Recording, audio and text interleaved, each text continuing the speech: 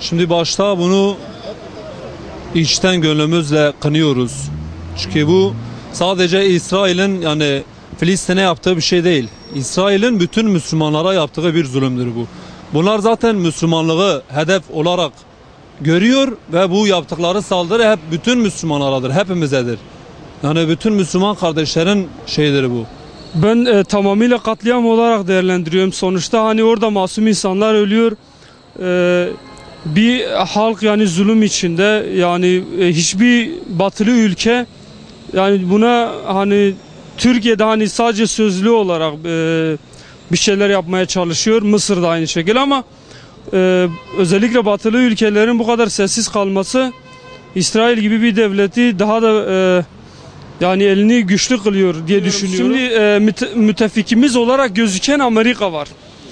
Ama bugün Amerika'ya bakıyoruz. Amerika İsrail'in arkasında olduğu sürece tabii ki bir somut adım atamayız.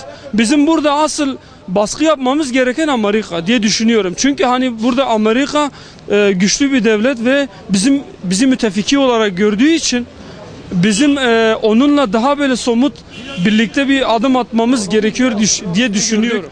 Hani İsrail bence hani bilmiyorum hani ateşkes imzaladı ama onun için ateşkes diye bir şey yok ki. Yani ateşkes sözde var. Kendisini tamamen toparladıktan sonra yine saldırı düzenleyecektir. Bunu hani herkes biliyor. Dünyanın yani dünyada kime sorarsanız sorun bu ateşkesin sadece sözde bir şey olduğunu. Tamamıyla özgür bir ateşkesin sağlanması için kesinlikle bu ablukanın kalkması lazım. Ondan sonra İsrail'in askerlerini tamamen Filistin'in asıl sınırlarından çekmesi lazım. Yani tamamen Filistin'in bağımsız ve yani batılı ülkelerin bunu kabul etmesi gerekiyor. Bir ateşkes, düzgün bir ateşkes bu şekilde olur. Valla İsrail bildiğiniz gibi tüm dünyada yani dışlanan bir ülke. Bazı insanların tabir ettiği gibi Amerika'nın diğer büyük devletlerin şımarık çocuğu haline gelmiş bir ülke. Yani sine kadar bir ülke ama bulandırıcı bir ülke. Zulümlüktür, başka bir şey değil yani benim kanaatime göre. Yani Allah bu zulümlüğü kendilerine bırakmasın. Yani biz Müslümanlar olarak, bu yüreğin halkları olarak yani her zaman İsrail'e yani berduacıyız. Yani çok üzülüyoruz. O görüntüleri televizyonda gördüğümüz zaman gerçekten de çok üzülüyoruz.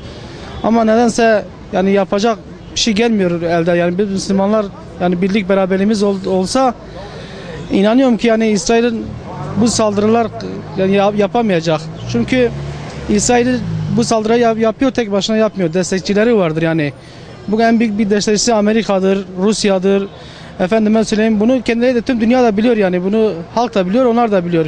Yoksa İsrail bu gücü tek başına kullanamaz. Bunu hepimiz biliyoruz yani. Vallahi dediğim gibi yani sesimizi çıkarmamız lazım. Böyle yerimizde durup da suskun kalmamız bir şey ifade etmiyor. Yani mitingler düzenleyerek, efendime söyleyerek büyük devletlere karşı